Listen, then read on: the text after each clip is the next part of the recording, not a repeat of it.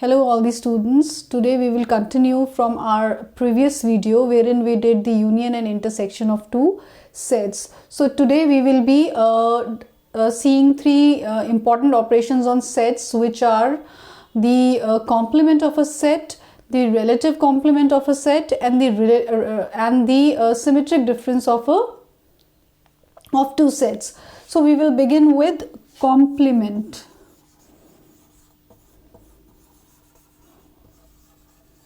What is the complement of a set?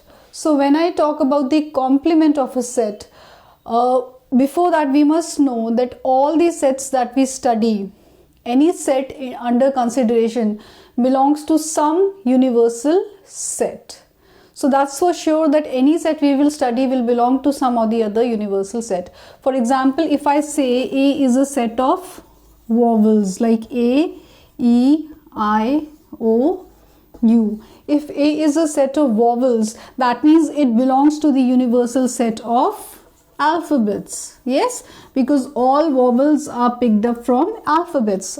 Basically, all the vowels belong to alphabets. So, I can say that the universal set denoted by capital U for this set, which is a set of vowels, is the set of alphabets. Similarly, if I have a set named as A which has numbers 1, 2, 3 and 4. So I can clearly see here that 1, 2, 3 is a 4 are all natural numbers. So therefore I can say that the universal set for this set A is the set of natural numbers. So basically I can say that A is a subset of its universal set. Similarly, this set of vowels is a subset of the set of alphabets. So any set that we study or we consider belongs to some universal set.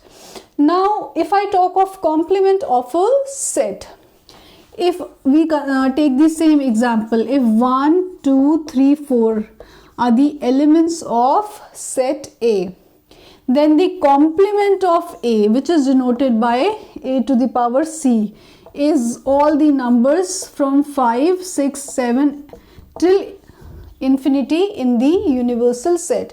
So basically when I talk of complement, what does it mean? It means all the elements which do not belong to this set.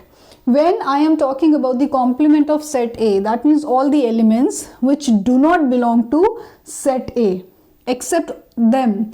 Rest all the elements that are belonging to the universal set of set A. So if elements 1, 2, 3, 4 are in set A, we can clearly see that it is a set of natural numbers. So the complement A will be all the elements except 1, 2, 3, 4 from the universal set, which in this case is 5, 6, 7 till infinity. Similarly, if I want to find out the complement of A when it is a set of vowels, so again here the universal set is the set of all the alphabets. So when I say complement of A, that means all the elements except A, E, I, O, U from the universal set of A. So that will be B, C, D, F, G, H, J, K, L, M, N, P, Q, R, S, T, V, W, X, Y and Z. So this will be the complement of A. So basically that means the complement of any set is all those elements which are present in its universal set but not in that set. So basically I can also say that the complement of A is the universal set minus the set A. That means all the elements which are present in the universal set but not in the set A. Okay. Now if I talk of the relative complement, what is a relative complement? When we study relative complement, then we have to consider two sets. Like you saw in case of complement, we just considered one set, complement of A. But if you are considering the relative complement, then you have to take two sets like set A and set B. So if set A is having elements 1, 2, 3, 4 and set B is having elements 4, 5, 6, 7. So the relative complement of B with respect to A, the relative complement of B with respect to A, which is also denoted by A minus B, would be written as, first of all, let us see what is the concept of relative complement. When I say the relative complement of B with respect to A, that means all those elements which are present in A but not in B. So all those elements are 1, 2 and 3. Since 4 is a common element in both A and B, so we will discard 4 also. So this is the concept of relative complement. Again, the other way around, if I say the relative complement of B with respect A with respect to B. Earlier we were seeing the relative complement of B with respect to A, so it was A minus B. But now if I say the relative complement of A with respect to B, that means it will be B minus A. That means all those elements which are present in set B but not in set A. So again, 4 being the common element, we will discard it and we will write all those elements which are present in set B but not set A. Then we will look at the symmetric difference. What is the symmetric difference of two sets?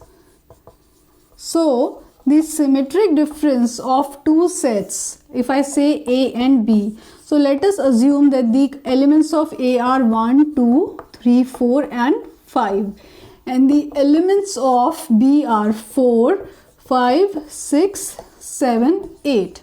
So the symmetric difference of A and B, also denoted by this symbol, is all those elements which are present in A or in B but not in both.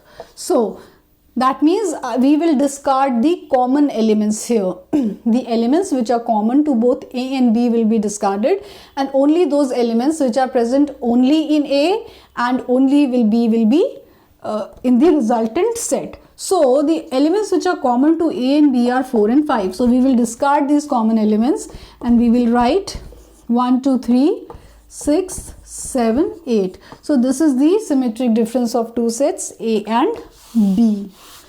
Now if I see in terms of Venn diagram, so in terms of Venn diagram, the complement of a set A can be represented as like this. In a plane, if I have the universal set which is represented in the rectangular region, and if this circular disc represents set A, then A complement will be this shaded region. That is, all the elements, resultant set will have all the elements which are present in the universal set and not in the set A. That means U minus A here represents the Venn diagram for A complement. Similarly, if I have to see the relative complement of B with respect to A, so again if I consider a universal set in the rectangular region and two sets A and B represented by the circular disc like this,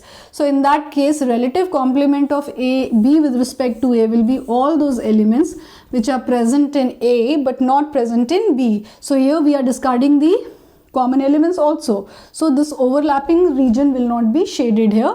So this is relative complement of A with respect to B. Similarly, the symmetric difference for the two sets A and B. So again, if I have a universal set represented in the rectangular region and I have two sets A and B. So symmetric difference of A and B means all those elements which are not common to them and only present in A and B. So that means this shaded region. These are all the elements present just in A and these are all the elements present just in B. So this represents A symmetric difference of two sets A and B. So we have discarded the common region here. So this shaded region here represents the symmetric difference of two sets A and B.